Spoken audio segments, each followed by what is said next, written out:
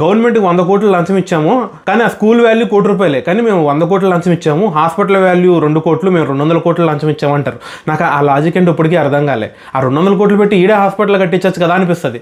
So ఏదో larger than life cinema చూపించాలి, ఉన్న బడ్జెట్లో ఎక్కువ చూపించాలి, ఒక కొత్త వరల్డ్ క్రియేట్ చేయాలి, ఆ వరల్డ్లో ఎలా ఉంటుంది, డిఫరెంట్గా ఉండాలి, కొత్తగా ఉండాలని ట్రై చేసి దాన్ని కొంచెం లైన్ దాటేసి వెళ్ళిపోయి ఇల్లాజికల్గా చేసినట్టు అనిపించింది. ఫస్ట్ హాఫ్ అంతా బాగానే ఉన్నా కూడా సెకండ్ హాఫ్ ఎండ్ అయ్యే టైంకి ఆ ఇంటర్వెల్ బ్లాక్ కానీ అంతా ప్రెడిక్టబుల్, ఏంటంటే ఎక్స్పెక్ట్ చేయొచ్చు మనం, నెక్స్ట్ ఏం జరుగుతుంది, ఇది జరుగుతుంది, నెక్స్ట్ ఇది జరుగుతుంది. సో ఎలా జరుగుతుంది అని చూస్తాం తప్ప కొత్తగా మనకి ఏమి పాయింట్ అనిపించదు, ఎక్కడ ట్విస్ట్ ఉండదు, ఎక్కడ ఇంట్రెస్టింగ్ పాయింట్ ఉండదు. రిషి గారు ఏమనుకున్నారంటే సీతాదేవి లంకా దహనం చేస్తే ఎలా ఉంటుంది అనేది కాన్సెప్ట్ కింద సినిమా చూపిద్దామని ట్రై చేశారు.